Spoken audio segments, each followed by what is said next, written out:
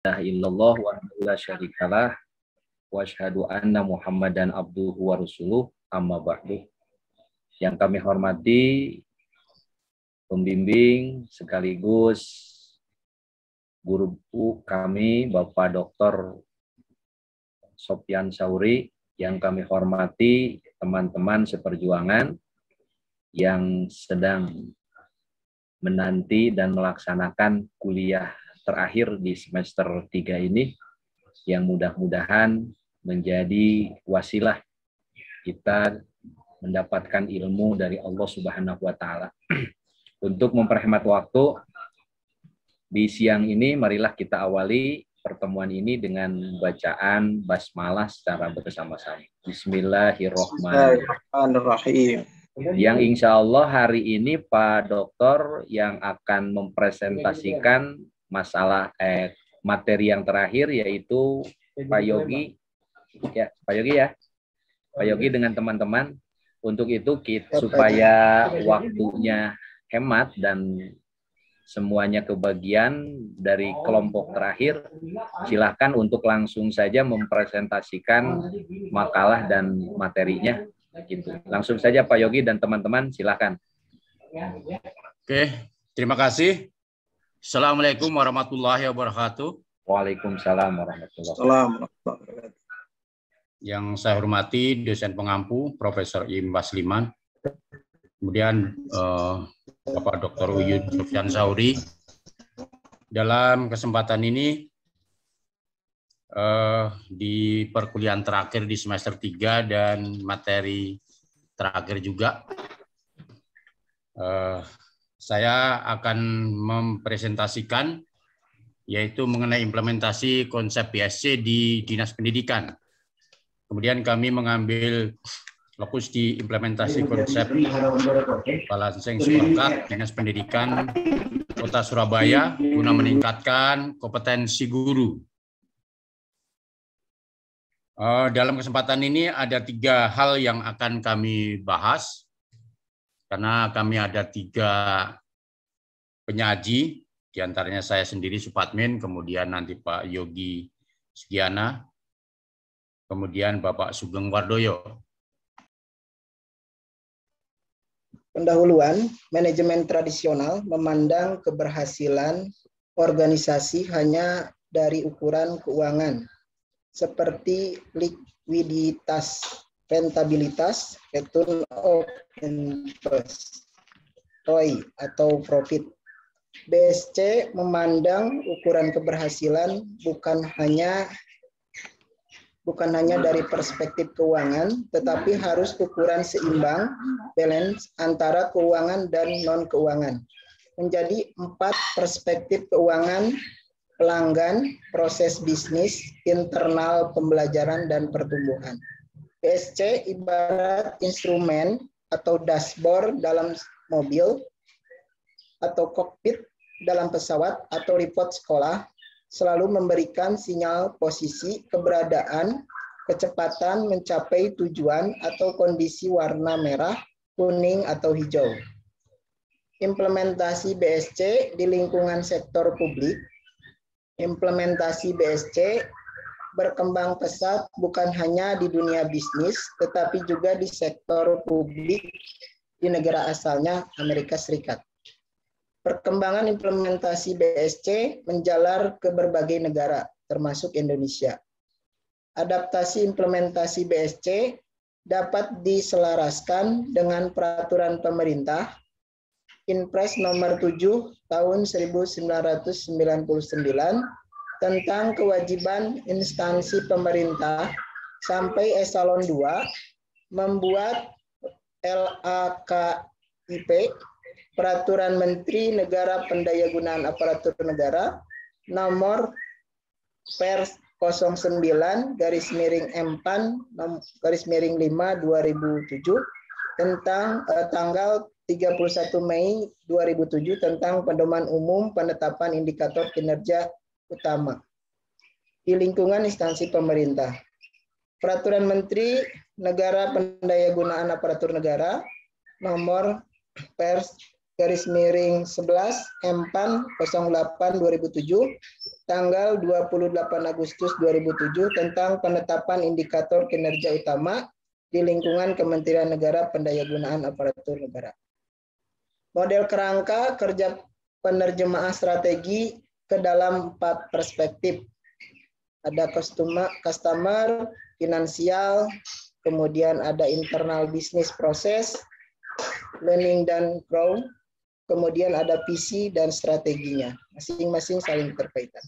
Proses implementasi BSC, tahapan proses implementasi BSC bervariasi dalam Association Balance Scorecard oleh The Balance Scorecard Institute adalah sebagai berikut. Yang pertama, perumusan visi dan misi. Yang kedua, peta strategi berdasarkan hubungan kausal 4 perspektif. Yang ketiga, sasaran strategi. Yang keempat, ukuran. Yang kelima, penetapan target. Yang berikutnya, penetapan rencana kinerja. Dan yang terakhir, pengukuran kinerja. Tahap-tahap implementasi BSC, ada visi dan misi, tujuan, peta strategi, bobot, sasaran strategi, indikator kinerja utama, program kerja rencana kerja atau kinerja tahunan, atau menurut jangka waktu tertentu, strategi. Target, realisasi, sektor, dan rekomendasi kebijakan organisasi. Yang berikutnya, implementasi Balance Scorecard di Dinas Pendidikan dan Kebudayaan Kota Surabaya. Visi, menjadikan Surabaya sebagai barometer pendidikan nasional. Misinya meningkatkan kompetensi guru, meningkatkan kompetensi siswa, ketersediaan layanan yang bermutu, dan peningkatan kualitas sekolah.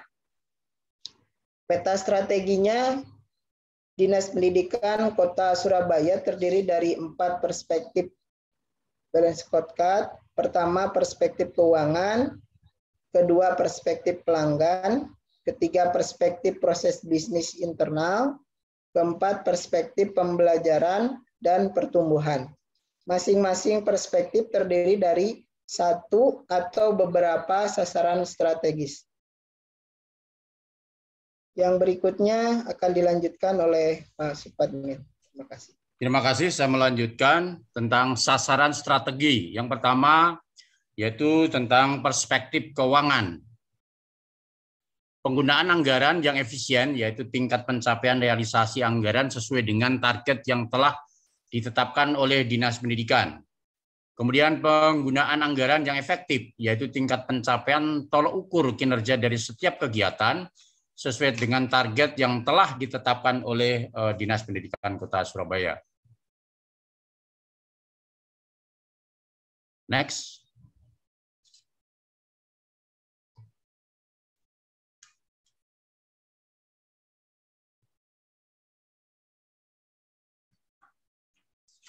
Oke, berikutnya yang kedua tentang perspektif pelanggan. Kepuasan diantaranya yaitu kepuasan stockholder, yaitu representasi dari peningkatan pelayanan yang ada pada Dinas Pendidikan Kota Surabaya terhadap siswa, sekolah, wali murid, dan semua yang menjadi stakeholder pendidikan.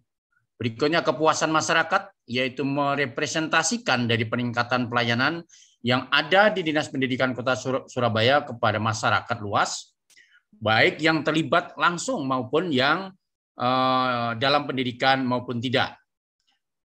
Kemudian peningkatan pemerataan pendidikan, yaitu meningkatkan akses terhadap lembaga pendidikan sehingga tidak ada lagi anak usia sekolah yang tidak bersekolah. Dan peningkatan mutu pendidikan, yaitu peningkatan terhadap output yang dihasilkan proses pembelajaran yang dilakukan. Next. Yang ketiga yaitu perspektif proses bisnis internal. Peningkatan pemahaman pemberi layanan, yaitu program untuk meningkatkan pemahaman pemberi layanan dalam memberikan layanan pendidikan kepada masyarakat mulai dari warga sekolah, kemudian warga kantor Dinas Pendidikan Kota Surabaya. Kemudian berikutnya pengelolaan organisasi, yaitu pengelolaan proses bisnis dari alur pelayanan serta dasar hukum yang digunakan yang ada di Dinas Pendidikan Kota Surabaya.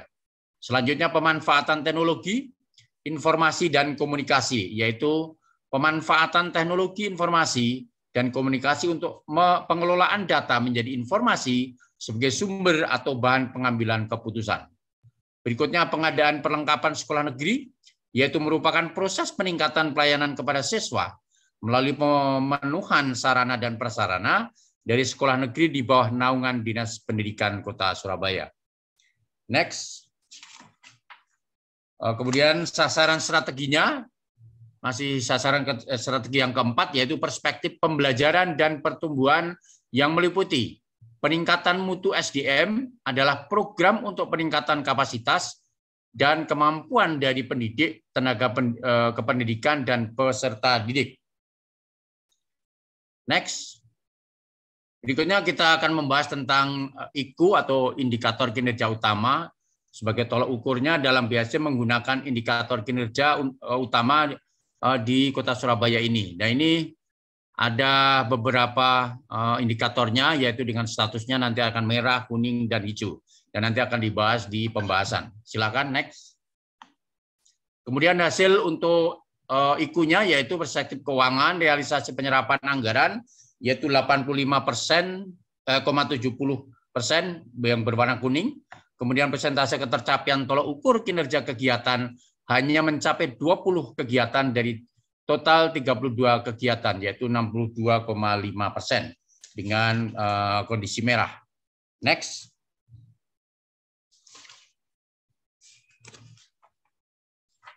Hasil pengukuran indikator indeks capaian IKU, yaitu dari 21 IKU dan 20 IKU telah mencapai target statusnya hijau.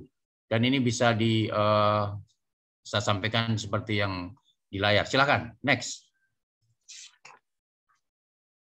Pada perspektif pelanggan terdapat 4 sasaran strategi, yaitu meliputi kepuasan stakeholder, kepuasan masyarakat, peningkatan pemerataan pendidikan, peningkatan mutu pendidikan. Dari kesemua strategi tersebut, sasaran strategi tersebut telah berhasil mencapai status NSS hijau. Jadi dengan kondisi indikatornya hijau. Silakan, next.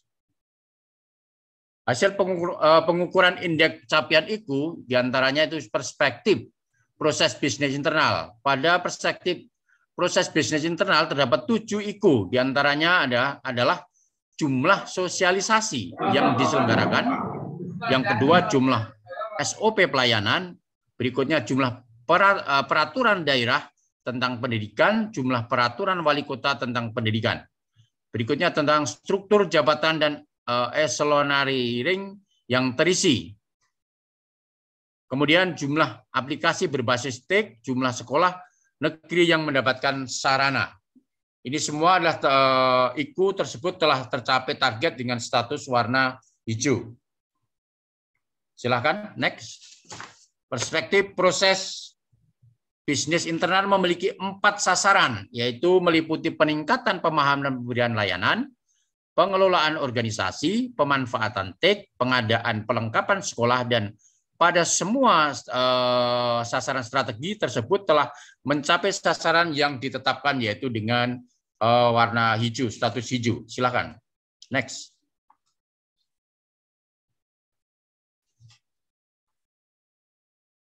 Berikutnya hasil pengukuran indeks IKU.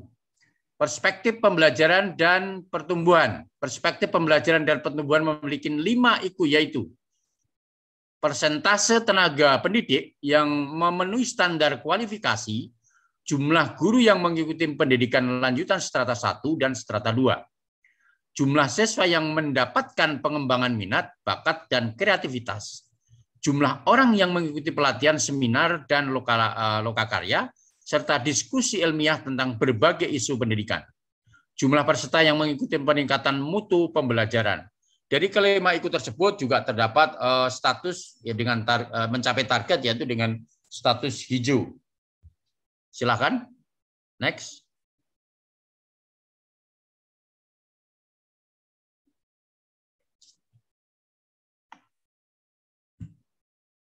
Ya Pak, silakan. Oke. Pada perspektif pembelajaran dan pertumbuhan terdapat satu standar yaitu peningkatan mutu SDM yang telah mencapai yang telah tercapai yaitu standarnya dengan statusnya juga hijau. Berikutnya silakan. Next.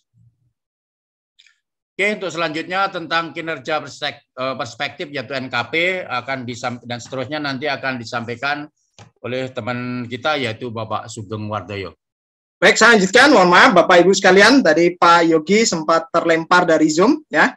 Baik, saya ulang. Jadi kita akan selanjutnya kami akan menyampaikan tentang nilai kinerja perspektif. Jadi tadi disebutkan ada 4 perspektif yang digunakan oleh Dinas Pendidikan Kota Surabaya. Nah, nilai kerja perspektif ini bersifat fleksibel, disesuaikan dengan karakteristik dari masing-masing organisasi dengan mempertimbangkan prioritas perspektif yang menjadi fokus strategi organisasi. Untuk Dinas Pendidikan Kota Surabaya ditetapkan bobot tiap perspektif adalah sebagai berikut. Yang pertama, perspektif keuangan itu memiliki bobot 20%. Kemudian perspektif pelanggan bobotnya 40%. Kemudian perspektif proses bisnis internal bobotnya 20%, dan perspektif pembelajaran dan pertumbuhan atau learning and growth itu memiliki bobot 20%.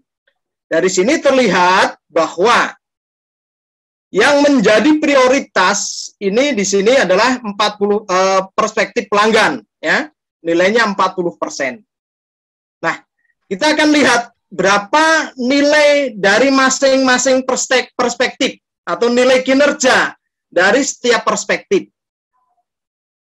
Baik, pertama adalah nilai kinerja perspektif keuangan.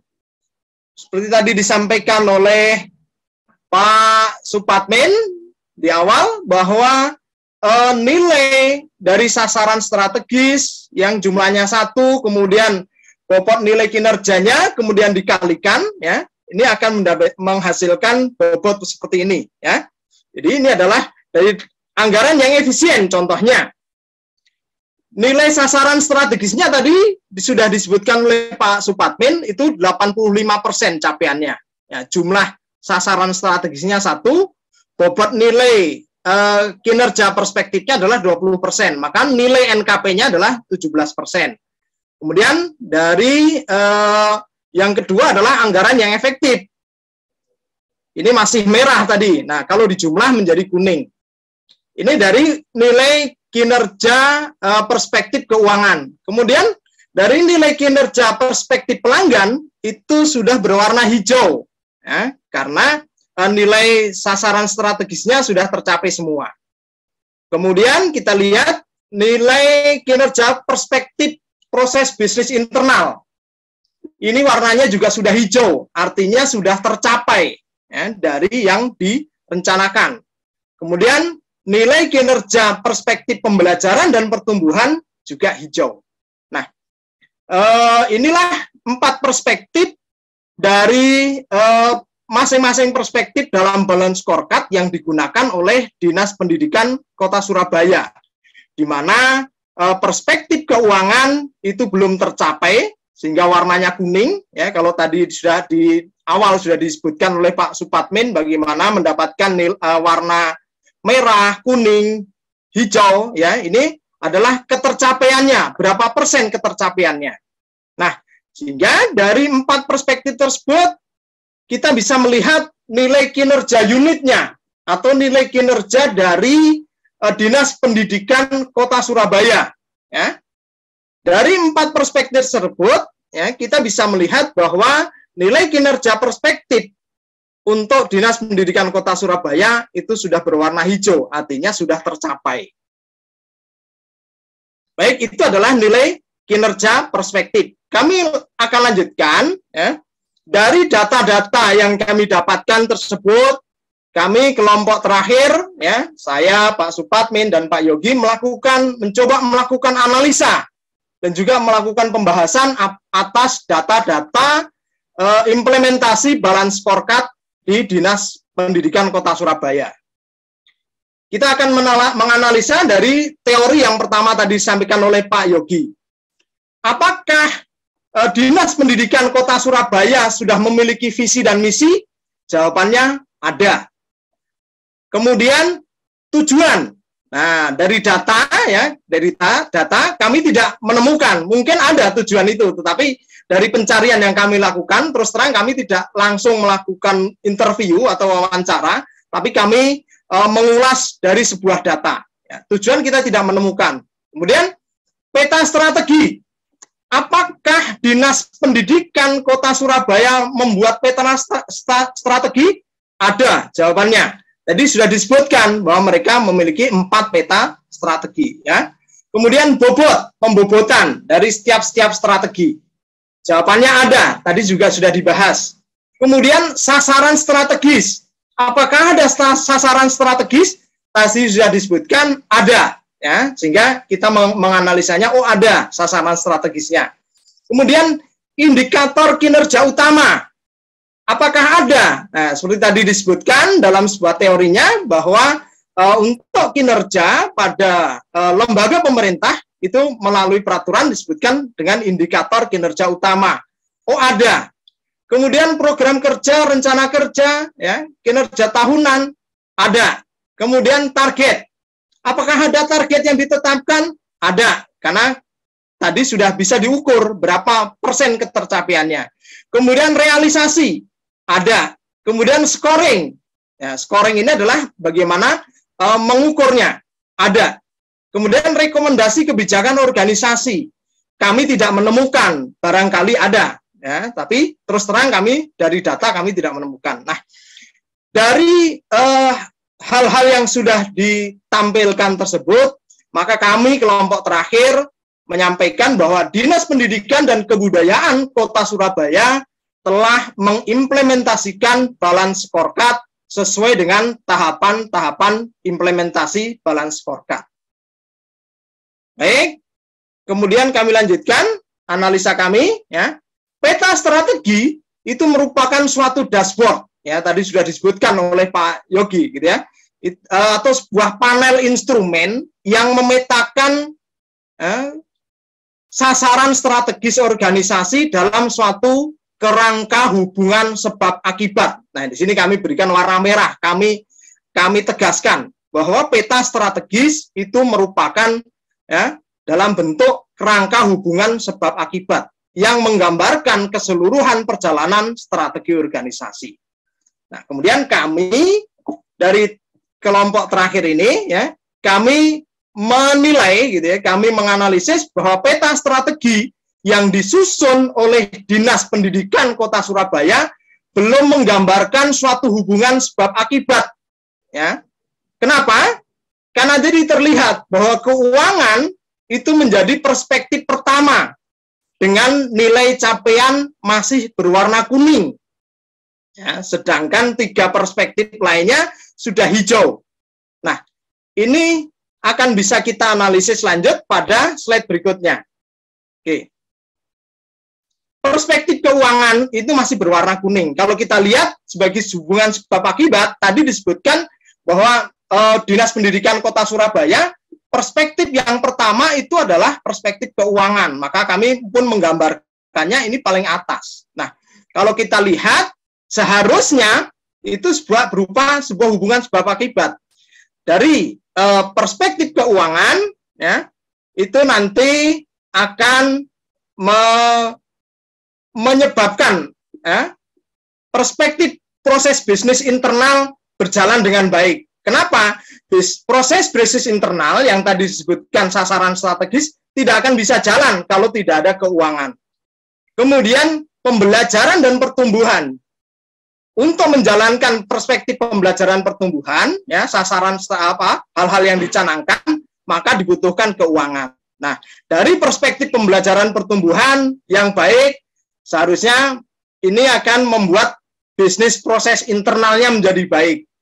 Bisnis proses internal menjadi baik, harusnya perspektif pelanggannya akan menjadi baik. Nah, kalau di dalam sebuah institusi bisnis, ya, maka yang terakhir yang menjadi ujung tombaknya tentunya adalah perspektif keuangan, ya.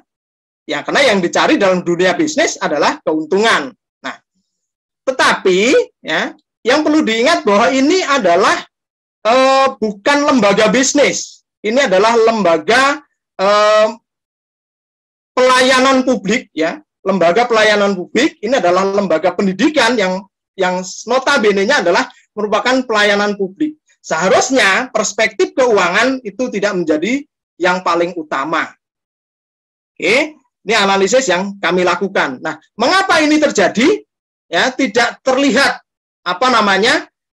sebuah hubungan sebab akibat kami menilai seperti itu. Bisa jadi yang menjadi penyebabnya adalah penyusunan sasaran strategis setiap perspektif kurang tepat. Bisa jadi seperti itu. Atau penyusunan program yang kurang tepat. Atau penyusunan IQ dari setiap sasaran strategis kurang tepat. Atau juga bisa jadi penyusunan target kurang tepat. Atau cara penilaian capaiannya yang kurang tepat. Nah, kami tidak membahas secara detail tentang ini. Kami hanya melihat, gitu ya. Kalau perspektif pelanggan, perspektif bisnis, proses internal, kemudian perspektif pembelajaran dan pertumbuhan hijau, ya.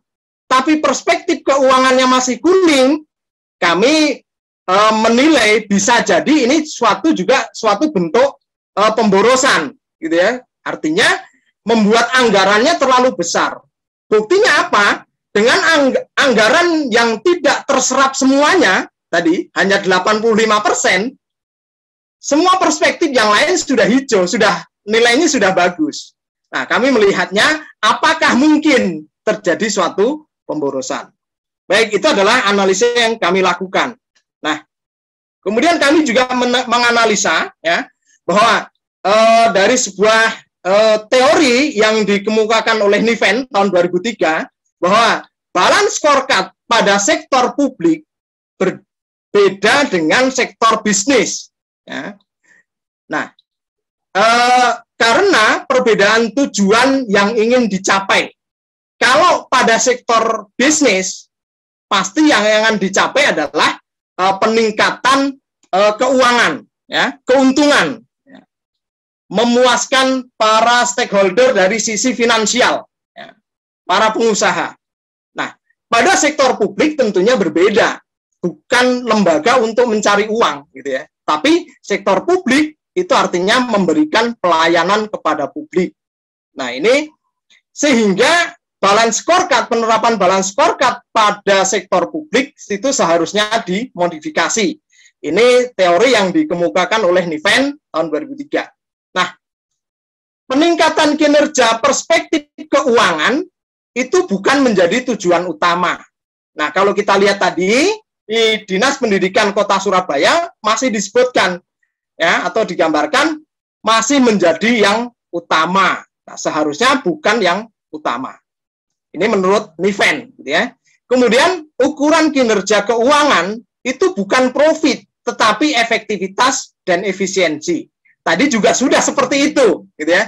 Dinas Pendidikan Kota Surabaya ukurannya memang bukan profit, tetapi efektivitas dan efisiensi.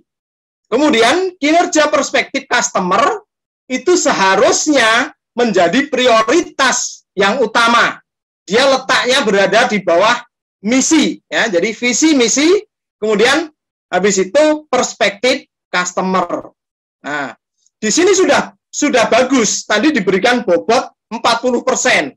Nah, artinya juga sudah utama, tetapi kalau kita lihat dalam peta strateginya tadi belum berada di bawah misi, gitu ya, sehingga belum terlihat yang tadi kami sampaikan sebagai suatu hubungan sebab akibat. Nah, kami dari tim kami, dari kelompok kami menyampaikan dari teori yang disampaikan oleh Niven ini tadi tahun 2003, mestinya ya kalau kita lihat peta strategi dari Dinas Pendidikan Kota Surabaya adalah kami menyampaikannya berdasarkan pendapat Niven adalah seperti ini, teori dari Niven tadi. Pertama, yang paling atas adalah perspektif pelanggan, karena memang ini adalah lembaga publik, yaitu memberikan layanan sebaik-baiknya. Nah, Kemudian baru untuk bisa memberikan perspektif atau perspektif pelanggan ini tercapai dengan baik, maka perspektif bisnis proses internal harus baik. Perspektif bisnis proses internal akan baik, syaratnya perspektif pembelajaran dan pertumbuhan juga baik. Untuk bisa menjalankan perspektif pembelajaran dan pertumbuhan serta proses bisnis internal, maka perspektif keuangan itu juga baik. Sehingga kalau kita baca dari atas seperti itu. Kalau kita baca dari bawah, ya, bahwa Dinas Pendidikan Kota Surabaya pasti sudah menyediakan anggaran keuangan, ya, yang efektif dan efisien. Supaya apa? Supaya bisa memberikan kegiatan pembelajaran dan pertumbuhan, ya, perspektif pembelajaran pertumbuhan menjadi baik. Juga perspektif proses bisnis internal kondisinya baik. Nah, perspektif pembelajaran dan pertumbuhan yang baik akan menyebabkan perspektif proses bisnis internal yang baik. Perspektif proses bisnis internal yang baik dan pembelajaran pertumbuhan yang baik akan menyebabkan perspektif pelanggan menjadi baik. Ini yang kami sebutkan bahwa tadi kemungkinannya, ya, kenapa keuangannya tidak tercapai semua, ya, perspektif keuangan tidak tercapai semua, masih kondisi kuning, tetapi 3 perspektif di atasnya sudah hijau. Kemungkinan ada terjadi suatu pemborosan, ya, artinya membuat anggarannya lebih, sehingga anggaran, ya, tidak digunakan semuanya saja, pembelajaran pertumbuhan berjalan dengan baik, proses bisnis internal dengan baik, dan ujungnya pelanggan, perspektif pelanggan, ya, customer dalam hal ini tadi disebutkan masyarakat pendidikan, kemudian mulai dari guru, siswa, dan lain sebagainya, serta masyarakat, itu menjadi terpuaskan. Nah, perspektif pelanggannya baik.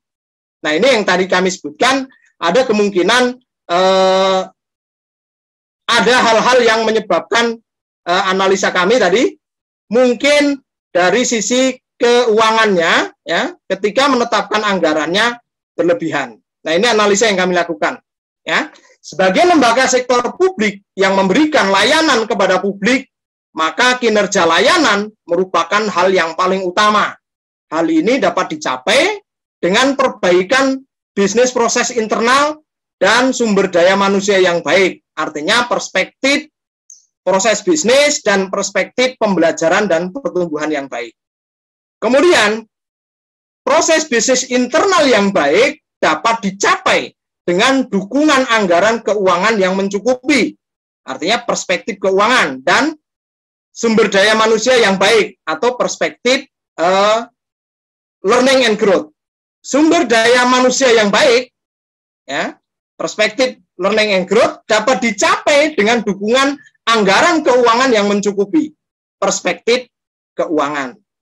Maka penyusunan anggaran keuangan adalah untuk meningkatkan kinerja bisnis proses internal dan untuk meningkatkan kinerja pembelajaran dan pertumbuhan yang nanti ujung-ujungnya, ya, ujung-ujungnya adalah sebagai lembaga sektor publik itu memberikan layanan kepada publik, maka kinerja layanan merupakan hal yang paling utama. Demikian presentasi yang bisa kami sampaikan dari kelompok terakhir, ya, yang di mata kuliah ini, yang kami mengambil lokusnya adalah Dinas Pendidikan Kota Surabaya, yaitu implementasi balance scorecard di Dinas Pendidikan Kota Surabaya. Baik, begitu yang kami sampaikan, kami kembalikan kepada moderator. Terima kasih.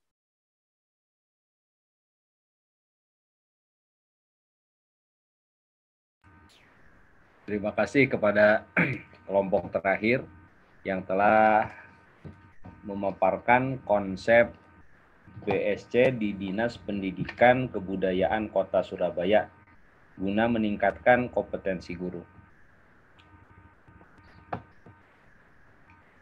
Silakan kepada teman-teman, barangkali dari tadi yang disampaikan oleh 3 pemateri. Izin Pak Haji.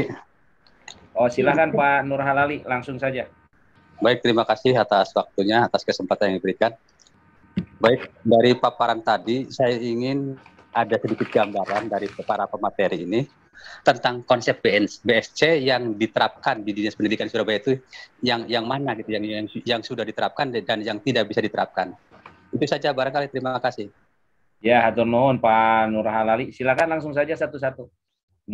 Mohon dijawab oleh kedua pemateri, silakan. Dari Pak Nur Halali. Baik, terima kasih Pak Haji Nur Halali ya. Ini yang kami sampaikan ya. Jadi kalau tadi pertanyaannya konsep BSC bagian mana yang sudah diterapkan gitu ya.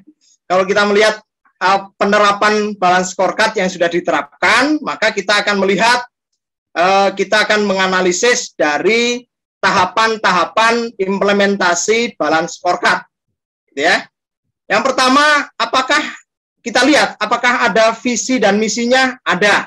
Kemudian tujuan, nah kami memang tidak menemukan, tapi kemungkinan ada. Ya. Kemudian peta strateginya, apakah ada? Ada. Karena tadi kami sampaikan. Kemudian bobot ada, ya pembobotan. Kemudian sasaran strategis ada. Kemudian indikator kinerja utama ada. Kemudian program kerja dan lain sebagainya ada. Apakah target dibuat target? Ada. Kemudian ada sebuah realisasi? Ada. Kemudian dilakukan scoring? Ada.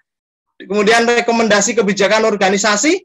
Nah, kami mau tidak menemukan. Nah, dari sini kelompok kami menyampaikan bahwa Dinas Pendidikan dan Kebudayaan Kota Surabaya telah mengimplementasikan balance scorecard sesuai dengan tahapan-tahapan implementasi balance scorecard.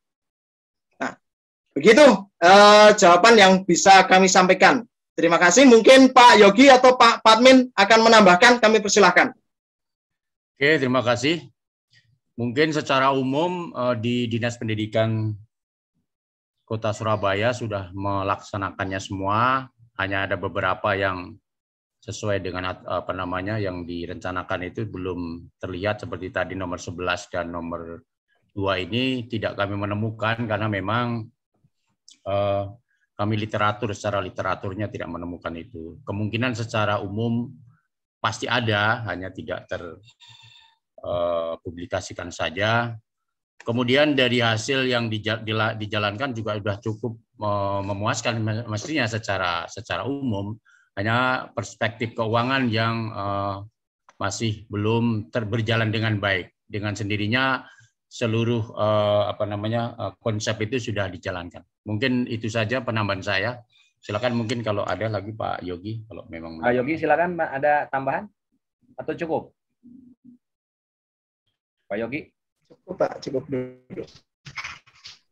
Kayaknya sinyal nih Pak. Dulu Pak. Saya bertanya. Yang kedua ini ada penanya dari Pak Ade ini, Ajengan Ade. Ya. Pak Nur Halali cukup ya? Cukup Pak Haji, cukup. Cukup ya, terima kasih. Silakan Kang Ajengan Ade, silakan. Nuhun Pak Haji. Assalamualaikum warahmatullahi wabarakatuh. Salam warahmatullahi wabarakatuh. Sebelum bertanya, saya nanya dulu sedikit. Ini di Dinas Pendidikan ada tim BSC-nya nggak seperti yang kita diskusiin kemarin? Itu dulu sebelum saya nanya. Ada timnya atau Pak Sugeng? Atau Pak Sugeng? Di sana ada atau tidak? Gini Pak Ade ya, jadi kami ini berdasarkan dari data yang dipublikasikan. Gitu ya, data yang dipublikasikan. Jadi asumsinya, maka ini jawaban kami adalah asumsi, karena kami terus terang tidak, seperti tadi kami sampaikan, kami tidak melakukan survei lokasi langsung atau interview langsung ke sana. Kami berdasarkan data-data yang dipublish, kemudian kami menilai apakah mereka menerapkan balance scorecard secara utuh atau belum. Jadi asumsi kami sudah ada. Oke, terima kasih. Berarti kan ini hanya studi literatur dan tidak ada wawancara juga kan gitu ya? Betul. Literatur hanya mencari-cari data. Oke. Pertama, saya minta mungkin mohon tanggapannya gitu ya nanti. Pertama, ini terkait dengan perspektif yang keempat, pertumbuhan dan pembelajaran. Itu dari situ dulu. saya melihat saya harus memetakan dulu dalam konteks organisasi. Dalam konteks organisasi ada dinas pendidikan, ada satuan pendidikan. Itu yang saya pahami gitu ya. Sehingga nanti di dalamnya SDM-nya itu akan berbeda. Betul bahwa guru itu adalah di bawah naungan pendidik, saya katakan ya. Yang tadi boleh di file yang tadi perspektif pertumbuhan dan pembelajaran, Pak. Perspektif pertumbuhan dan pembelajaran. Bisa dibuka slide-nya? Ini, Pak. Enggak, bukan ikunya bukan ikunya. Dari di atas perspektif yang keempat. Jadi gini, tadi yang saya baca di perspektif yang keempat itu, pertumbuhan pembelajaran itu adalah pendidikan dan pelatihan untuk pendidik dan tenaga kependidikan, seingat saya. Yang saya baca itu di sana di atas kalau tidak salah. Pendidik dan tenaga kependidikan itu betul dia di bawah naungan dalam konteks rumahnya dinas pendidikan gitu ya. Akan tetapi secara organisasi itu adanya di satuan pendidikan. Ini nanti akan berbeda dalam konteks keuangannya nantinya gitu. Dalam konteks dalam konteks finansialnya. Saya memahami nanti ada lembaga dinas pendidikan yang di bawah yang di situ ada kepala dinas pendidikan, yang di bawahnya ada struktur tersendiri. Ada bidang pendidikan dasar, ada pendidikan menengah, dan seterusnya. Di bawahnya ada karyawan-karyawan. Saya memahaminya dari awal sebetulnya harapan saya itu pembacaan kelompok ini kepada lembaga dinas pendidikan di situ, gitu. Jadi di situ ada karyawan dinas pendidikan dan di situ tidak ada guru, di situ tidak ada dinas, di situ tidak ada pendidik, gitu. Yang saya memahaminya itu. Di situ hanya ada karyawan dinas pendidikan. Maka ini akan nyangkut ke keuangan, akan nyangkut kepada peningkatan SDM juga. Nah ini peningkatan mutu SDM, peningkatan kapasitas dan kemampuan dari pendidik dan tenaga kependidikan dan peserta didik. Ini ranahnya satuan pendidikan kalau perspektif saya, bukan ranah dinas pendidikan gitu. Nanti keuangannya juga akan berbeda nantinya perhitungannya. Nah, jangan-jangan kekhawatiran dari penyaji tadi ada kesalahan di mana? Jangan-jangan khawatirannya di sini persoalannya, jangan-jangan ini juga asumsi juga gitu ya, karena tadi berangkat dari asumsi. Sehingga mestinya di sini kalau perspektif saya peningkatan mutu SDM pegawai dinas pendidikan. Gitu kalau perspektif saya. Nah, nanti bagaimana mereka meningkatkan SDM-nya, pembelajaran dan seterusnya. Adapun nanti pendidik dan tenaga kependidikan itu adanya di satuan pendidikan di bawah nantinya. Dan kemudian efeknya pendidik dan tenaga kependidikan itu bukan internal, tapi nanti jadi pelanggan posisinya. Posisinya dia harus menjadi pelanggan dari dinas pendidikan. Dia menjadi orang yang dilayani gitu ya. Bagaimana guru nanti punya kebutuhan pelayanan dari dinas pendidikan. Nah, dari konteks organisasi saya kira ada kekacauan di sini kalau perspektif saya. Mudah-mudahan saya salah, nanti mungkin bisa diluruskan. Sehingga nanti berakibat pada tadi kalau dalam simbol tadi hijau dan kuning. Itu yang pertama. Kemudian kalau kita mengacu pada mbahnya BSC yaitu Kaplan dan Norton, itu balance scorecard-nya itu kalau menurut saya substansi dari situnya itu adalah di breakdown pada TSTI kalau bahasa dosen kita itu. Tujuan, sasaran, target, dan inisiatif. Gitu. Jadi kalau misalnya tadi dianalisa ada, tidak ada, saya melihatnya tidak. Justru mestinya di situ TSTI-nya ada enggak gitu. Targetnya ada enggak, sasarannya enggak ada, tujuannya ada, inisiatifnya yang paling penting menurut saya apa. Sehingga nanti akan terkupas mana kekurangan dan kelebihannya untuk peningkatan ke depannya. Nah, sehingga nanti dari saya kira itu dulu dah ya. Itu dulu, itu mulanya asumsi saya dari situ. Apakah ada sanggahan atau memang ya bacaannya seperti itu kurang lebih. Itu dua persoalan. Jadi persoalan pertama terkait dengan perspektif pembelajaran dan pertumbuhan, di mana itu pendidikan tenaga pendidikan posnya di situ. Yang kedua terkait dengan tidak adanya pemaparan tentang TSTI. Terima kasih. Atur nuhun Pak Ade, di mana Pak Ade berbicara itu terlalu paham, jadi saya jadi semakin liar Pak Ade. Silakan yang lainnya. Terima kasih Pak Ade. Baik, langsung saya tanggapi Pak Haji Wahyudin ya. Silakan, langsung silakan. Baik, yang pertama, pertanyaan Pak Ade yang pertama, saya menyatakan setuju. Ya, saya menyatakan setuju Pak Ade. Jadi memang mestinya, ya, guru, ya, pendidik itu adalah customer, gitu. Itu adalah customer mereka. Nah, kami juga melihat bahwa seharusnya ini bukan menjadi sasaran strategis, ya. Ini bukan menjadi sasaran strategis mereka. Jadi pembelajaran pertumbuhan itu harusnya dilakukan terhadap pegawai dinas pendidikan. Nah ini ternyata itu ada di sasaran strategis yang ketiga. Di huruf A itu Pak Ade, ya, peningkatan pemahaman pemberi layanan. Nah ini kan berarti adalah para pegawai di Dinas Pendidikan Kota Surabaya. Ya, seharusnya ini yang menjadi perspektif pembelajaran dan pertumbuhan. Ya, jadi dengan peningkatan pemahaman, peningkatan pengetahuan, peningkatan skill, ya, itu harusnya bisnis prosesnya menjadi bagus, kan itu. Nah, benar, makanya kami setuju. Tapi sekali lagi, bahwa kami ini adalah data yang ditampilkan oleh Dinas Pendidikan Kota Surabaya, gitu ya, yang mana mereka menyatakan sudah melakukan implementasi balance scorecard, dan ini data yang kami ambil. Dan ini adalah bagian yang kami kritisi sebenarnya, gitu ya, di awal. Awalnya kami kritisi, tapi memang ya kita akan coba nanti kita diskusi bersama-sama.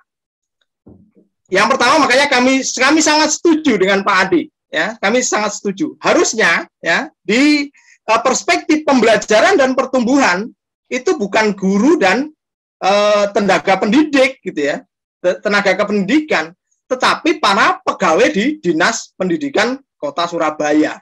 Nah, di mana ternyata itu malah ada di perspektif yang ketiga, proses bisnis internal. Ya, harusnya proses bisnis internal itu hanya pengelolaan organisasi, oke, gitu ya. Pemanfaatan teknologi informasi, ya, pengadaan perlengkapan, ya, harusnya ini juga bukan perlengkapan sekolah negeri, gitu ya. Ini mestinya adalah perlengkapan mereka, bagaimana mereka memberikan layanan. Nah, ini kami sangat setuju. Nah, kemudian yang tadi disampaikan Pak Ade, tujuan, sasaran, dan inisiatif.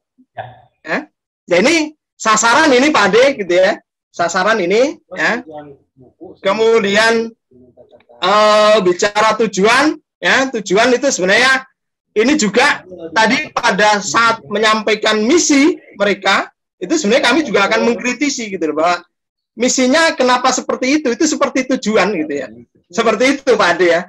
Ini termasuk bagian yang kami kritisi sebenarnya. Oke, mungkin seperti itu Pak Ade ya.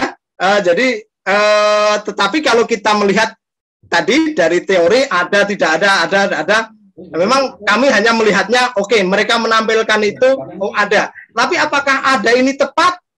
Nah, itu yang perlu kita kritisi bersama. Seperti itu Pak Adi. Mungkin Pak Patmin akan menambahkan atau Pak Yogi, silahkan. Terima kasih. Yang pertama mungkin ya juga saya semuanya sepakat dan memang dari awal kita membahasnya ke sana sebenarnya. Dan yang paling utama bahwa kami ini hanya mengkritisi literatur, Pak, bukan kita untuk datang langsung ke sana. Semua hal saya kira mungkin tentang tim semuanya juga kemungkinan ada, karena kami hanya mengkritisi tentang literatur, ya berarti apa yang ada di literatur itu yang saya kritisi. Dan sebenarnya banyak hal yang belum sesuai. Tadinya juga pengen kami ungkapkan yang lain-lain, tapi ya mungkin saya hanya sebagian yang bisa saya sampaikan dengan tim adalah itu saja yang bisa sampaikan. Dan mudah-mudahan di pembahasan ini bisa mencangkup atau meluas ke yang lain, sehingga kami pun sebenarnya dari awal sudah kami koordinasikan dengan tim ini. Oke, mungkin itu saja. Terima kasih. Ya, terima kasih Pak Supatmin dan kawan-kawan. Sekarang sudah jam 2:05. Gimana Pak Dokter? Lanjut atau kita serahkan untuk silakan dilanjut saja, silakan. Dilanjut saja. Ya, silakan yang teman-teman yang lain barangkali ada yang mau bertanya atau menambahkan lagi dari materi ini. Sedikit mungkin ya. Karena materi ini cukup susah juga ya intinya, sehingga di siang hari ini dengan materi ini, aduh, untung ada Nanas nih. Itu bagi-bagi atau bagi-bagi. Silakan yang lainnya. Ya, Pak Wahyudin, boleh sedikit? Oh, silakan. Baik, bismillahirrahmanirrahim. Assalamualaikum warahmatullahi wabarakatuh. Assalamualaikum. Pak Dr. Uyun yang saya hormati, para penyaji serta rekan-rekan semua. Tadi mungkin saya setuju dengan Pak Ade ya, tapi kemudian ada ya suatu ungkapan bahwa guru kemudian murid siswa itu harus memang menjadi sebagai pelanggan, maksud saya ya. Oke, dalam hal pelanggan customer kita mengetahui ada 2 jenis pelanggan, yaitu pelanggan internal dan eksternal. Kalau Salis mengatakan ada 3 ya, primer, sekunder, dan tersier. Nah, dalam hal ini saya tidak melihat bahwa pelanggan yang ada itu, yang perspektif pelanggan di sana itu tidak menunjukkan pelanggan internal, gitu ya. Dan bagaimana perspektif pelanggan internal dalam hal ini? Ya, ini sangat penting sekali saya kira, gitu ya. Bagaimana Dinas Pendidikan akan memberikan pelayanan yang terbaik keluar kalau misalkan Dinas Pendidikan itu sendiri tidak memberikan pelayanan terbaik kepada yang ada di dalam. Itu saja mungkin. Terima kasih. Assalamualaikum warahmatullahi wabarakatuh. Ya, atau nun Pak Rohman, silakan Pak Sugeng atau Pak Supatmin mengenai pelanggan internal.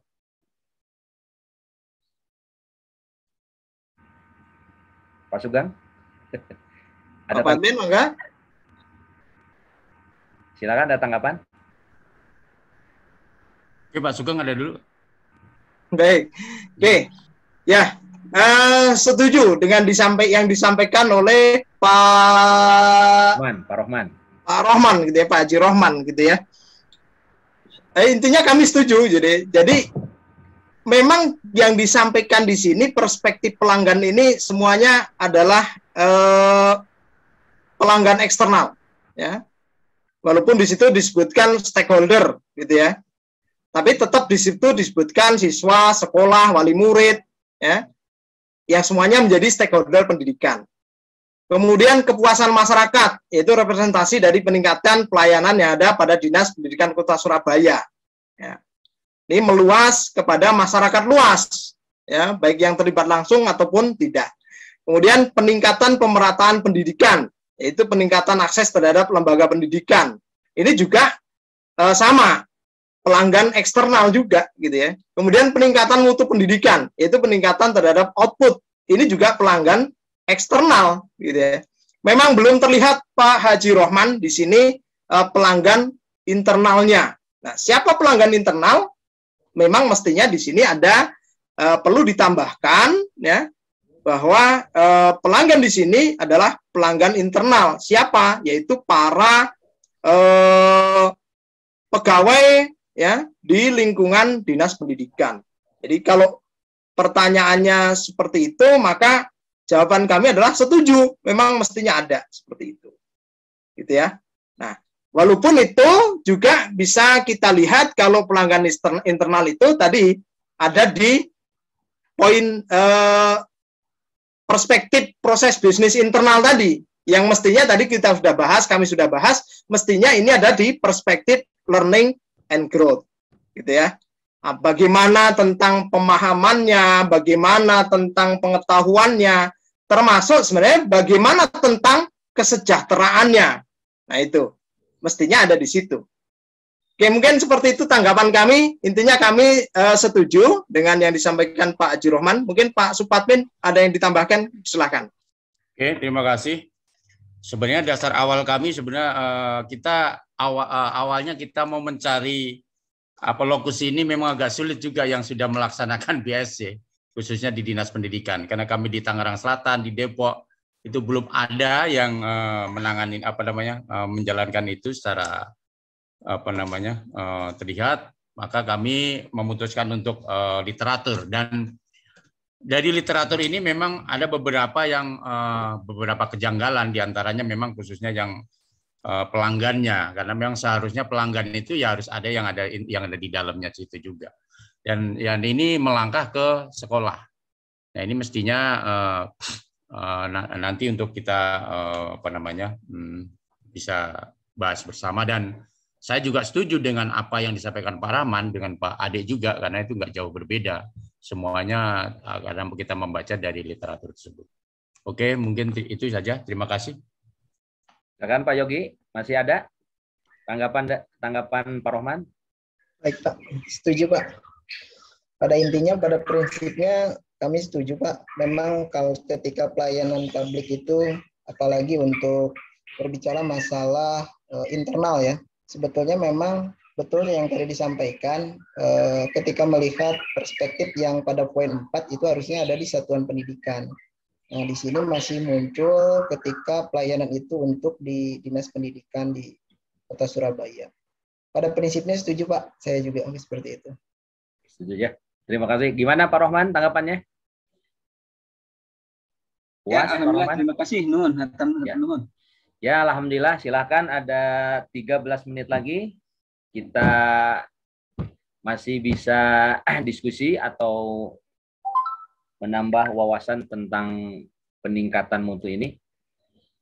Sambil menunggu Pak Sugeng, kiranya dari apa yang disampaikan ini ada kemungkinan faktor hambatan dan faktor kemajuannya kira-kira apa saja untuk sasaran strategi ini sesuai yang diinginkan oleh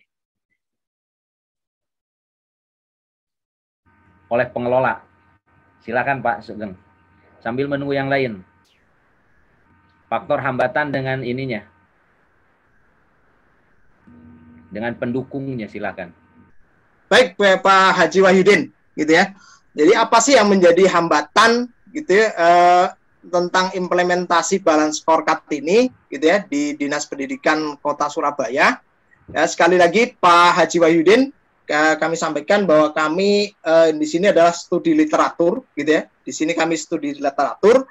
Kalau kita lihat tadi dari implementasi yang tadi perspektif keuangannya masih kuning, tapi 3 perspektif yang lain sudah hijau ya. Padahal kalau kita analisis sesuai dengan teori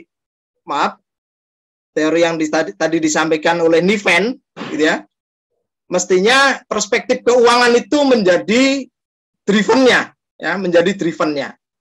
Nah, di sini perspektif keuangannya masih kuning. Yang tadi kami sampaikan ada kemungkinan ya, ada kemungkinan yang tadi kami sampaikan di atas. Salah satunya bisa jadi ini terjadi anggaran yang berlebihan gitu ya. Nah, bagaimana kok bisa terjadi anggaran berlebihan ya?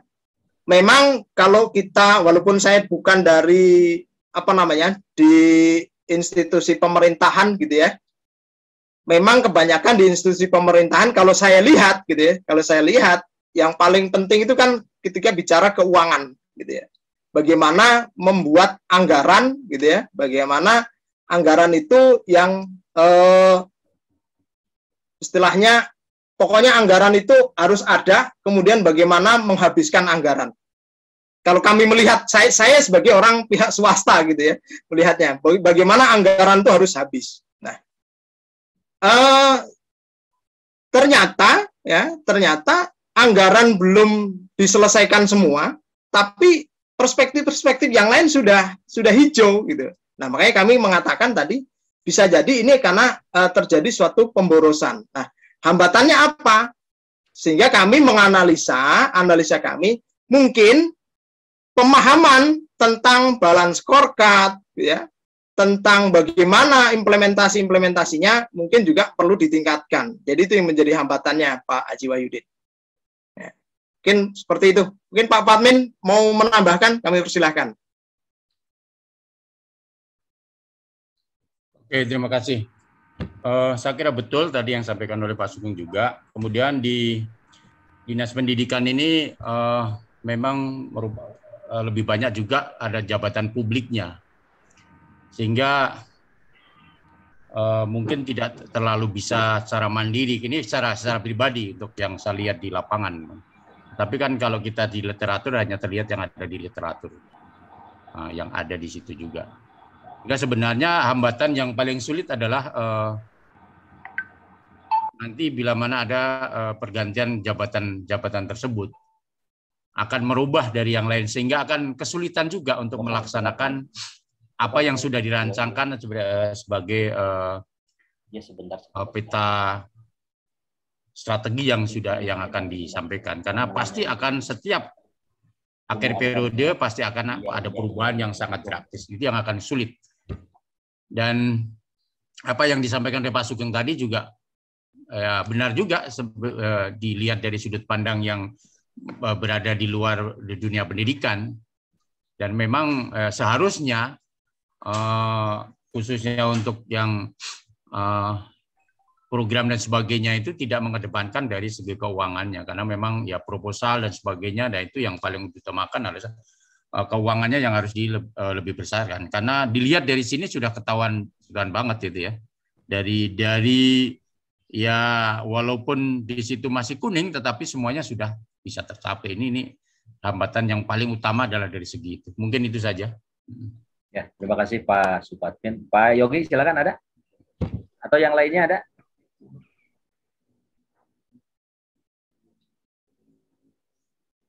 Ini dikarenakan kayaknya sudah pada paham ini ya tentang ini. Kita kembalikan saja. Silakan tutup dulu Pak Sugeng, Pak Yogi. Monggo Pak Padmin, ditutup dulu. Saya stop share. Terima kasih kepada dosen pengampu, kemudian rekan-rekan semua yang sudah membahas tentang implementasi balancing scorecard yang kami sampaikan pada kesempatan ini. Mudah-mudahan ini bisa menjadikan pengalaman bagi kita semua untuk materi tentang balancing scorecard. Saya kira dari tim cukup. Terima kasih. Assalamualaikum warahmatullahi wabarakatuh. Assalamualaikum warahmatullahi wabarakatuh. Terima kasih kepada kelompok terakhir yang sudah memaparkan materinya. Kami serahkan kepada Dr. Sofyan Sauri sebagai pengampu mata kuliah BSC, dan mohon arahannya untuk UAS Pak Haji. Mudah-mudahan UASnya jangan terlalu liar. Silakan Pak Haji. Atur Terima kasih. Pertama-tama saya mengapresiasi ya, diskusi ini cukup hangat. Nah, karena ini basicnya literasi ya, literasi lebih analisis, ada bantahan-bantahan, itu adalah sebuah konsekuensi dari sebuah proses diskusi secara interaktif. Wajar saja ketika seorang presenter harus berargumentasi mempertanggungjawabkan narasi-narasi yang dikembangkan. Tapi cukup baik kita. Nah, alhamdulillah. Nah, kenapa? Karena ini terakhir ya. Terakhir sudah sampai pada semester terakhir di tatap muka walaupun dalam bentuk Zoom gitu ya, virtual. Nah, saya melihatnya bahwa ini sengsara membawa nikmat gitu ya. Pandemi itu membawa keberkahan bagi Bapak semua gitu ya. Artinya kita tidak pernah melewatkan perkuliahan walaupun Bapak ada di mana saja. Ini nikmati saja sebagai anugerah lah. Nikmati saja. Kenapa? Kalau tidak ada pandemi, tidak ada, Bapak harus berdarah-darah pergi ke Bandung. Ini yang menyesakkan. Ini bagian dari peluang yang harus diberikan sebuah ada sikap rasa syukur gitu ya. Walaupun itu masalah gitu ya. Tapi kita bisa ini sebuah tantangan tapi dirubah jadi peluang, ya, jadi peluang. Oke, saya tidak akan mengomentari mendalam karena tadi udah cukup bagus gitu ya. Ada bantahan-bantahan, kemudian juga ada argumentasi yang dipertahankan oleh panelis. Yang saya ingin sampaikan karena ini pertemuan terakhir di semester terakhir lagi gitu ya. Nah, jadi prospek penyelesaian studi Bapak Ibu. Jadi di langkah berikutnya setelah nanti UAS, nah beres semester, Bapak hanya tinggal beberapa langkah lagi. Di semester 4 nanti ada ujian kompreh tulis.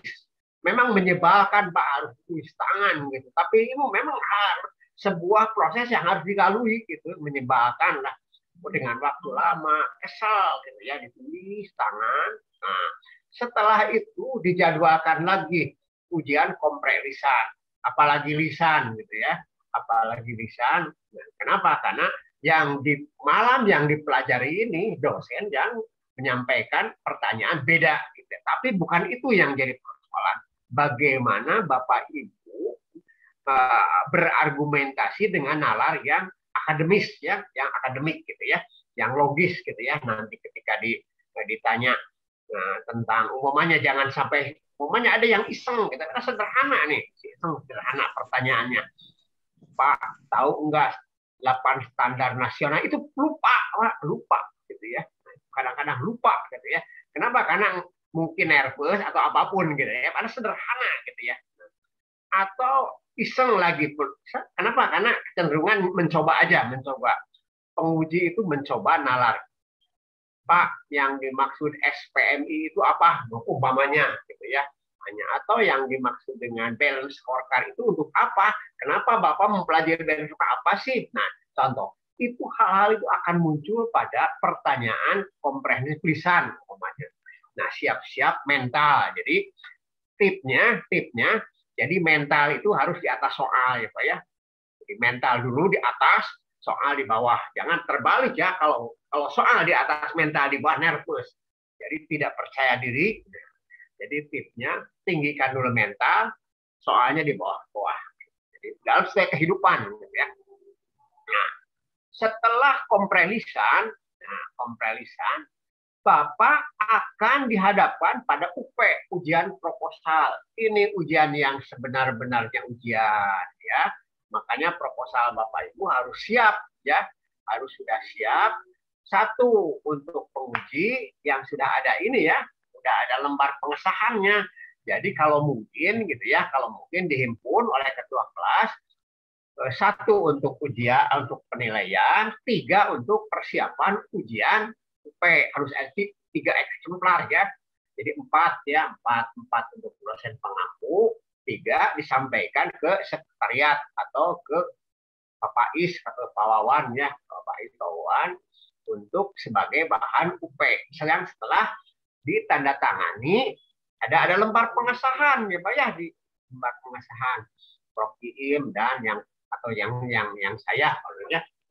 Nah, itu yang akan diujikannya oleh tim ya, tim. Nah, dimungkinkan tim yang menguji Bapak itu jadi dimungkinkan jadi tim promotornya gitu ya. Nah, setelah proses uji UP, nah ada perbaikan biasa kan, ada perbaikan itu biasa, perbaikan masukan dari tim penguji.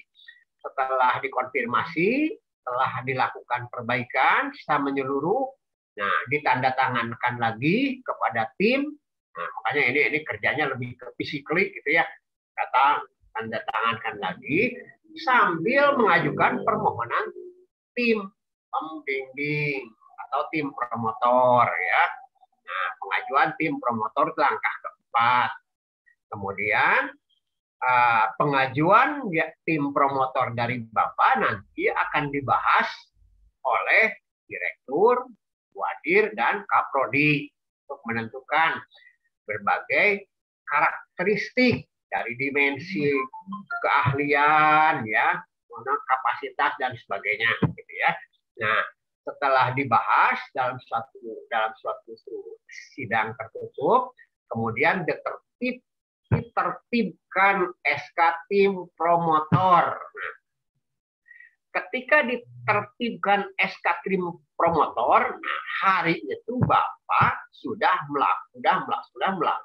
melakukan pelaksanaan penelitian disertasi. Ya, mudah-mudahan proposal ini sudah bisa dikembangkan jadi bab 1, ya, jadi bab 1 tidak ada banyak perubahan lagi.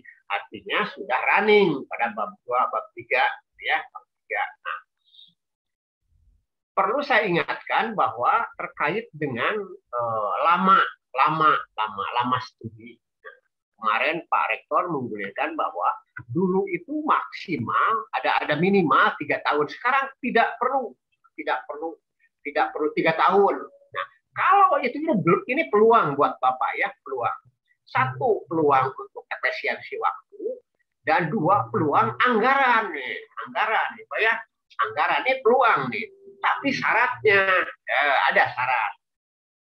Bapak harus sudah nanti siap-siap menulis di jurnal internasional yang terkait dengan penelitian Bapak. Nah, itu ya yang jadi persyaratan utama. Kenapa? Bapak akan lebih murah ya Pak ya, apabila menyelesaikan kurang dari 3 tahun. Nah, 3 tahun artinya kan, bayangkan saja kalau setiap semester umat 10 juta. 2, 3, 30 juta kan. 4 semester 40 juta udah beres kan. Bayangkan kalau 7 semester, artinya 70 juta harus bayar lagi terus setiap semester. Terus. Nah, karena durasi waktu S3 itu maksimal 7 tahun. Ya, sesuai ketentuan peraturan dari rektor yang di breakdown dari standar nasional pendidikan. 7 tahun artinya 14 semester. Bayangkan 14 semester harus bayar terus. Nah, ini makanya. Jadi ada beberapa peluang yang harus dimanfaatkan gitu ya.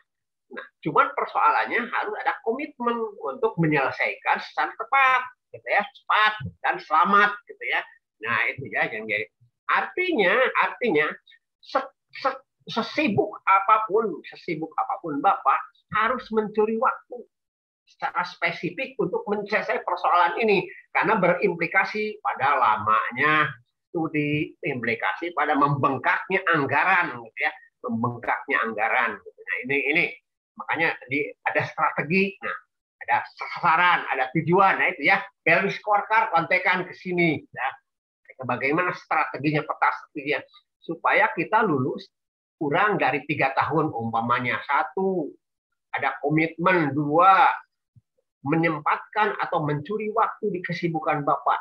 Apa, spesialisasikan waktu sedikit. Nah, kemudian konsultasi efektif, siapkan jurnal. Nah, siapkan jurnal yang berkaitan dengan topik-topik masalah yang diteliti dalam penelitian disertasi ini.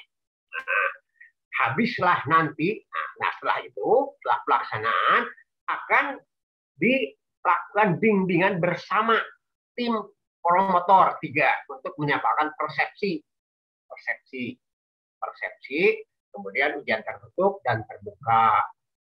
Nah, saya ingatkan lagi, mental harus di atas soal semua ya. Contoh, umpamanya saya timnya Prof. Iim, Pak Nanang, saya beda pendapat nih antara Prof. Iim dan Pak Nanang. Nah, itu down. Nah, tapi kecerdasan emosional Bapak dimanfaatkan. Bagaimana meyakinkan semua pihak supaya selaras dengan pikiran Bapak. Nah, itu ya, ada human relation yang harus bagus. Nah, itu human relation harus bagus. Itu sering terjadi. Nah, makanya saya seru. Nih, mental harus di atas soal. Ya. Ini mental. Nah, makanya ada skill komunikasi, bangun komunikasi dengan baik, yakinkan ketiga pembimbing supaya satu persepsi bahwa pemikiran Bapak diterima oleh tiga-tiganya. Jangan sampai berkelahi gitu ya. Kenapa? Bapak kan secara etis tidak mungkin menjelekkan A, tidak mungkin menjelekkan B, akhirnya down, sakit, tidak bisa apa-apa berbuat apa. Artinya itu dia, makanya mental harus di atas soal ya. Soal itu nggak ada apa-apanya dibanding dengan mental, gitu ya. Mental. Ini langkah strategi ke depan, gitu ya. Jadi Bapak punya waktu 6 bulan ke depan, silakan nih. Ada komprel tulis, komprel lisan, UP, kemudian pengajuan tim promotor, nunggu terbit SK, pelaksanaan penelitian ya. Karena Bapak udah punya jangkar narasinya, jadi penelitiannya makanya saya selalu yang diajari saya, hindarilah untuk research and development karena itu butuh 3 semester. Ini mah yang bisa 4 bulan aja gitu ya. Nah, supaya efektif, efisien ya. Karena kalau research and development harus ada 3 semesteran. Lah, itu ideal, terlalu ideal untuk orang-orang sesibuk Bapak Ibu. Gitu. Nah, gini aja lah. Ada semacam peta komplit gitu, apa orang sibuk seolah-olah gitu ya, seolah-olah. Makanya udah ada yang kenapa jangan terjebak dengan idealisme buta gitu ya. Justru yang mahal itu bagaimana mengejar dari 0 SKS sampai berapa 17 SKS lah atau sekian lah, sampai dikurangi, pokoknya ini 15 ya, 49 kurangi 15 sekian SKS-nya. Nah, cuman dalam 15 SKS ini harus dimanfaatkan secara efektif, efisien, gitu, efektif, efisien. Kan pendekatan komunikasi ya, komunikasi. Nah, bagaimana dengan teamwork? Penting itu teamwork. Kenapa? Karena ketika Anda udah biasanya ini kasus nih, biasanya ketika udah mendapatkan SK pembimbing, kita tidak lagi bekerja secara teamwork, tapi one man show, gitu ya, sendiri-sendiri. Nah, tapi janganlah, tetap harus ada support semua, supaya semua mendapatkan energi positif dari teamwork itu. Teamwork, saling mengingatkan, diskusi, ini ada masalah ini saya umpamanya ada, semua punya sumber daya, saling bersinergi, saling bersinergi. Jadi ada tip penyelesaiannya. Nah, biasanya kita ini apa? Ini di ambang kejenuhan di sini ya, ambang kejenuhan ya. Kita penyakit jenuh gitu ya. Apalagi kata pembimbing, apa-apaan ini judul ini. Nah, itu teror itu pasti ada. Teror itu pasti ada. Apa-apa udah tidak relevan. Nah, makanya harus nah itulah bangun komunikasi. Saya sengaja ini dilempar ini supaya mental Bapak di atas soal gitu ya, mental di atas soal. Mental ini penting. Umpamanya ini apalagi apa-apaan ini udah terlapan umpamanya ya. Tapi dengan komunikasi Bapak meyakinkan bahwa ini masih ada basic data, relevansinya masih cukup ini. Terus berargumentasi juga mereka teryakinkan gitu ya, teryakinkan. Nah, teryakinkan. Nah, kita harus fokus, jangan Anda dalam hal ini ya, karena Bapak akan menyelesaikan studi doktor pada SPS ini harus kacamata kuda saja. Saya akan berjalan sesuai dengan panduan yang ditulis oleh SPS. Jangan berpikir kemana-mana ya Pak ya. Jangan berpikir kemana-mana. Abaikan aja yang lain, abaikan. Kalau toh ini dipentingkan, hanya sebatas aspirasi saja. Sebatas aspirasi saja. Ya. Ini masuk. Ini fokus aja bahwa saya kacamata kuda lah. Ada juga kan. Saya ini alumni ITB tidak demikian. Nah itu kan, itu yang jadi masalah gitu ya. Nah kita harus sebagai sudah fokus sesuai dengan kebijakan tata tulis yang dikeluarkan oleh SPS. Nah supaya memudahkan Bapak Ibu dalam proses penyelesaian. Kenapa? Saya ikut bertanggung jawab gitu ya, ikut bertanggung jawab bahwa kemarin contoh angkatan berapa ya, angkatan 25 terakhir ada angkatan 24. Pak Oyun, saya harus membayar 58 juta. Aduh, gimana ya, diteruskan gimana, tidak diteruskan, sosial cost-nya udah banyak. Kenapa? Itu hampir dari mulai masuk, hampir Februari itu hampir 7 7 tahun, Pak. 7 tahun. Februari harus lolos. Jadi kemarin bayar 58 juta. Ngeri kan? Bukan untuk saya nih. Untuk saya cukup mengerikan untuk saya gitu ya. Tapi nah, itulah case-case atau kasus-kasus seperti itu harus jadi pelajaran penting gitu ya.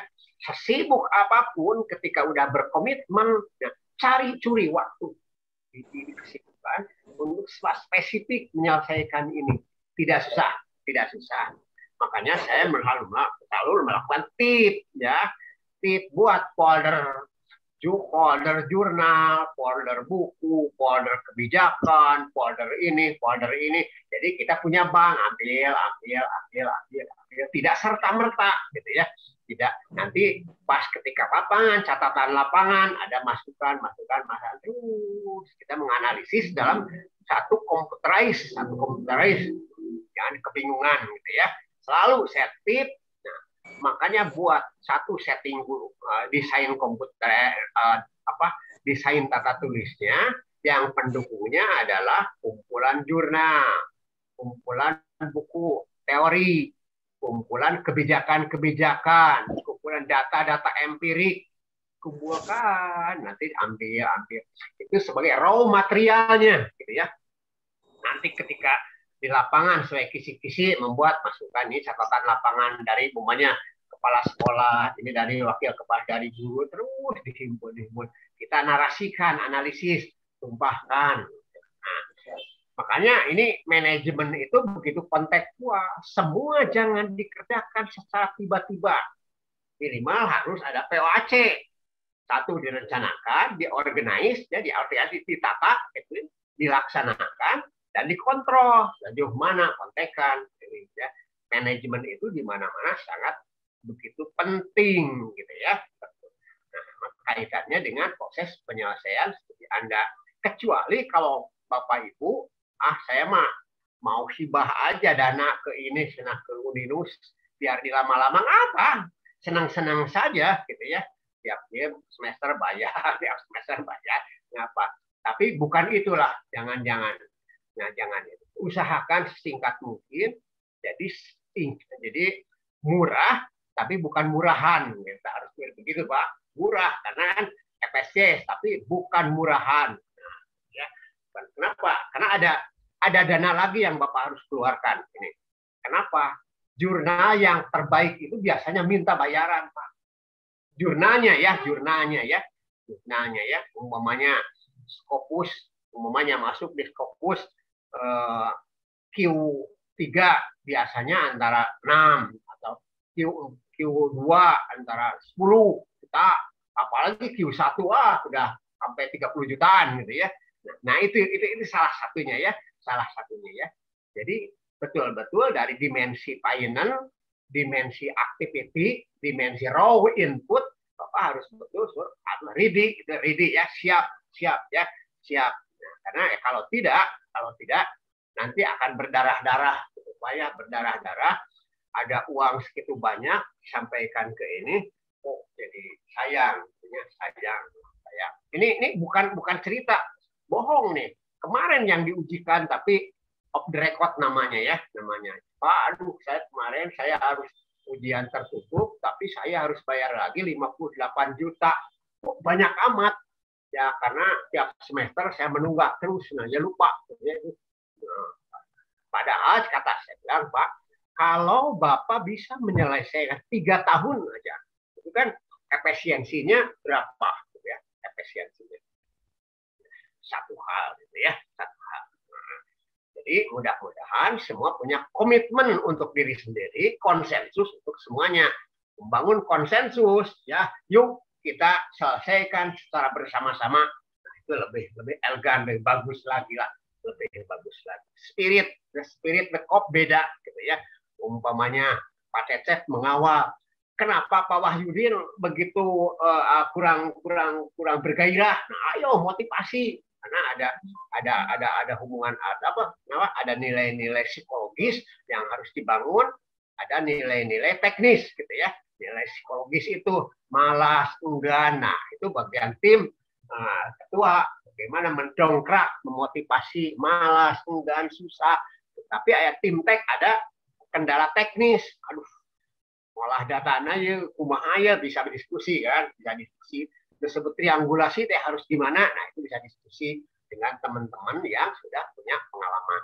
Nah, itu informasi kata kunci untuk penyelesaian studi Bapak gitu ya. Tergantung Bapak mau betul-betul jadi warga belajar sepanjang masa dengan anggaran yang cukup, atau amit-amit saya mau 3 tahun aja. Nah, oke, itu harus bangun pertama komitmen untuk diri sendiri, 2 konsensus untuk lingkungan gitu ya. Kalau saya pengen 2,5 tahun selesai, Pak Haji. Oh, boleh, Pak. Keren, Ada keren, ini keren. jurnalnya aja, jurnal internasional ya, Pak ya, yang bereputasi itu kata ketentuan rektor sekarang. Amin, Pak Haji. Boleh Amin. nanya Pak Dokter? Nah, Pak Dokter? silakan kalau ada pertanyaan tentang yang langkah 6 langkah, 1 ujian komprelisan, UP, pengajuan, SK, pelaksanaan. Kalau ada pertanyaan, Ujian silakan. kompre, Pak Dokter, untuk ujian kompre itu kita mengajukan atau ada jadwal tersendiri satu kelas atau gimana? Itu dijadwal Pak oleh Prodi ya Pak ya, dijadwal. Yang 3-3-nya itu dijadwal oleh Prodi ya Pak ya. Tapi rentetannya ujian kompre tulis dulu, biasanya 2 minggu beres, ujian kompre lisan 2 minggu lagi beres, proposal. Nah, yang jadi persoalannya tidak boleh ada kendala di proposal gitu ya. Nah, ini kasusnya banyak gitu Pak ya, banyak. Nih, udah beres, Itu alah proposalnya belum. Nah, itu itu ya. perkiraannya di bulan apa tuh Pak Dokter? Di semester 4 Pak, memasuki semester 4. Apa Februari, di Maret udah mulai Pak, di Maret ya? udah mulai, di Maret. Karena awal semester genap itu adalah Februari kan, Februari Bapak harus RSO lagi khusus 1 mata kuliah, disertasi ya 15 SKS kalau nggak salah ya.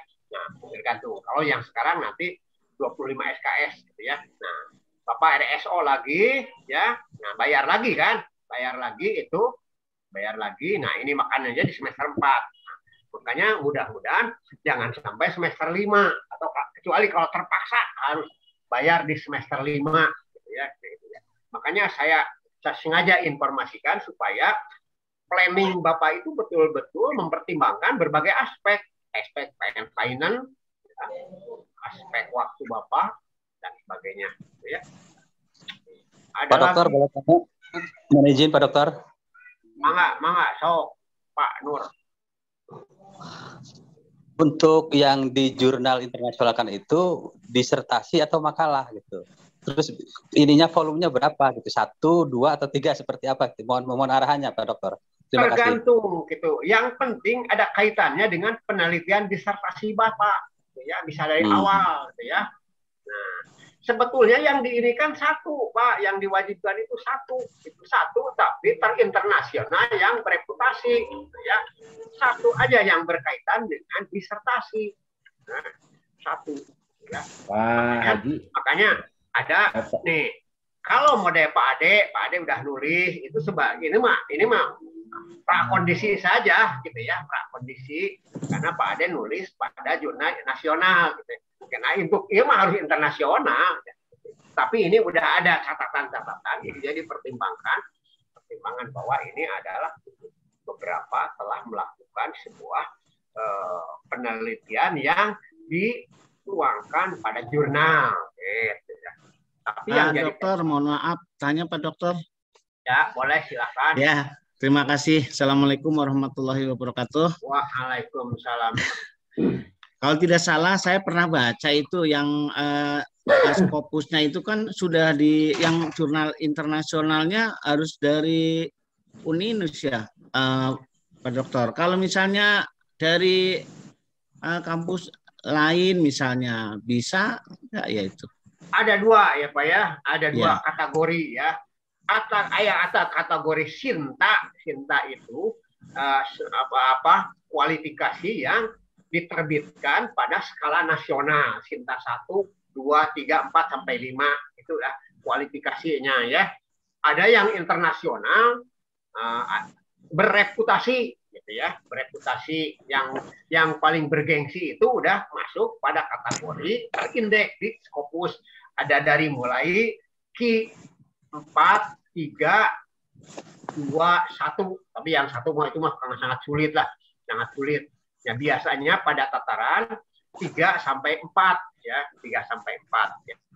Tidak ada di Uninus, tidak ada yang belum ada yang terindeks di Scopus. Cari aja di perguruan tinggi luar atau lembaga-lembaga penyelenggara jurnal yang terindeks ya Pak, baik indeks di Sinta maupun di Scopus gitu ya. Nah, Scopus. Nah, makanya tadi ya saya bilang tadi ini terus terang nih. Ini Bapak juga nanti ini makanya sebut bilang Bapak akan mendapatkan tambahan anggaran gitu ya, tambahan anggaran. Contoh pengalaman saya ya Pak ya, pengalaman saya mendapat penelitian hibah gitu kan, wajib di jurnal. Nah, saya masuk di Scopus 4 itu di Malaysia gitu ya, di Malaysia ya. Masukan dipinta biaya sekian dolar gitu ya, mau dirupiahkan mah karena 7 jutaan ini contoh aja ya, contoh. Tapi kalau ada juga yang gratisan ada, cuman barangkali yang cuman bolak-baliknya gitu ya, karena kan revisi lagi, perbaiki lagi karena kan ini oleh tim gitu ya, direview oleh beberapa tim banyak. Kalau sebetulnya kalau di Sinta ini ya boleh lah, tapi apakah saya juga harus bertanya ke Pak Nanang. Kalau Sinta, apakah boleh Sinta 1 umpamanya? Banyak yang gratis sih, rasa tulisannya bagus aja ya. Tapi kalau Scopus jarang yang Scopus itu udah jadi komoditas sih sebetulnya. Kita juga dibayang-bayangi Scopus, rejim gitu-gitulah. Bangsa rejim gitu. Tapi kalau di Indonesia Sinta banyak yang gratis, banyak. Umpamanya di UPI juga gratis, itu bagus. Kita Sinta 2, 3 ada di UPI. Nah, cuman persoalannya kita harus cari mengedit gitu ya. Umpamanya Pak Ade udah bikin artikel, tok pangeditkeun ya kan biasa nulis. Tok asukeun eta biasanya tidak terlalu ini. Karena beda gitu ya karakteristik nulis makalah dengan nulis artikel sesuai dengan karakteristik jurnalnya itu sendiri gitu ya. Karena itu ahli gitu ya. Gitu Pak. Tos dari Pak Dokter. Terima kasih Pak Dokter.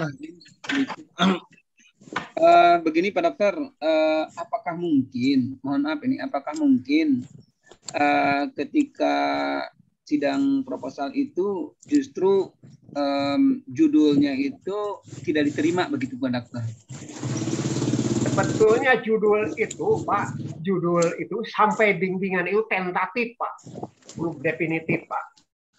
Definitif itu apabila setelah disetujui oleh tim promotor gitu ya. Ya, ingat bahwa semua judul atau kajian itu masih tentatif, masih siap berubah gitu ya. Tergantung selera nanti ya, selera subjektivitas tim promotor gitu ya. Makanya berdoa supaya tidak terlalu melenceng jauh itu perubahannya. Ya ini semua. Nah, baru udah definitif setelah dinyatakan oke oleh tim promotor. Jadi yang Bapak garap ini masih tentatif semuanya. Ya. Apakah mungkin justru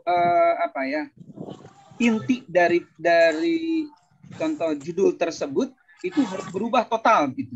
Apakah mungkin Pak Dokter? Tergantung Bapak mengartikulasikannya di hadapan tim promotor. Kemampuan mengartikulasikannya Pak dengan nalar yang kuat, dengan argumentasi yang kuat gitu ya. Makanya Bapak juga harus inilah yang melatar belakangi, ini landasan teorinya. Nah, ini data empiriknya. Jadi gitu. Ini makanya Pak itu apa yang dilakukan oleh Prof. Bim, pertama bangun normatifnya yang jadi latar belakang, bangun landasan teorinya, bangun data empirik, bangun kenapa Bapak memilih fokus itu atau judul itu. Itu udah bagian dari mengartikulasikan ketika Bapak diberi pertanyaan-pertanyaan kritis oleh tim penguji. Baik, terima kasih Pak Dokter atas motivasinya yang membuat kami, terutama saya, begitu jadi panas Pak Dokter. Jadi panas. Semangat Pak Rahman. Iya, jadi panas ya. Aduh, hatur nuhun Pak Dokter. Jazakallah khairan. Assalamualaikum Pak Dokter. Kalau tidak ada lagi diskusi, izin bertanya Pak Dokter. Kita berdoa saja. Berdoa. Ini di pertemuan terakhir, di semester terakhir. Nah, mungkin saja Bapak Ibu ada yang nanti berlanjut berdiskusi dengan saya dalam mungkin ini kan, mungkin ada 1, 2 atau 1 kita bisa intensif, tapi setidaknya saya telah memberikan frame ya, frame over frame gitu ya, di frame-nya banyak ini. Kalau tidak ada, ya semoga sehat saja sampai nanti ya, selamanya sehat ya. Amin. Kita menyelesaikan visi kita nih, visi Bapak-bapak, menyelesaikan studi berjalan efektif dan efisien dan akuntabel gitu ya. Amin. Oke, kita tutup saja ya. Mangga Pak Haji, mohon maaf untuk UAS gimana Pak? UAS itu kita, nah ini ya, di ini kita Bapak masuk aja di litera ya, tidak ada petunjuk ya, ada soal ada petunjuk. Nah, kalau mungkin dikerjakan di sana, kerjakan di sana. Kalau tidak, di-emailkan saja atau dihimpun oleh ketua seperti ujian biasa saja. Ya. Baik Pak Haji, baik. Ada keterbatasan waktu tanggal 7 Februari itu harus sudah lapor nilai gitu ya, dilaporkan. Baik. Baik Pak Haji, baik. Terima kasih arahan dan informasi yang saya peroleh ini Pak Haji. Baik Bapak dan Ibu, tidak terasa Zoom kita sudah hampir 120 menit nih. Alhamdulillah di pertemuan ke-16 ini, pertemuan hari ini, alhamdulillah kita masih bisa bertatap muka meskipun dengan media Zoom. Kami mohon maaf Pak Haji dan Bapak Profesor yang mewakili, sampaikan salam kami Pak Haji kepada Profesor. Maafkan mahasiswa ini yang banyak salah, banyak mengadu mungkin kepada orang tua, dan nanti mungkin minta arahan untuk penyusunan disertasi dan lain sebagainya. Mudah-mudahan kita dipertemukan di darat sambil ngebahso sur Pak Ade, mah gitu Pak Adenya. Mudah-mudahan kita ada umur panjang, bisa bertemu di kampus tercinta ini. Sebelum kita tutup, alangkah baiknya kita berdoa yang akan dipimpin oleh Al-Ustadz Al-Mukarram Ade Jen MA. Mangga Pak Ade, silakan.